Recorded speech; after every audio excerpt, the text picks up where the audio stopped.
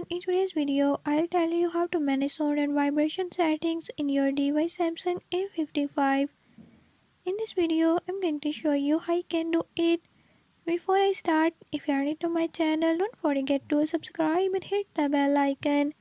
Watch complete video and learn how you can do it. Let's watch the video.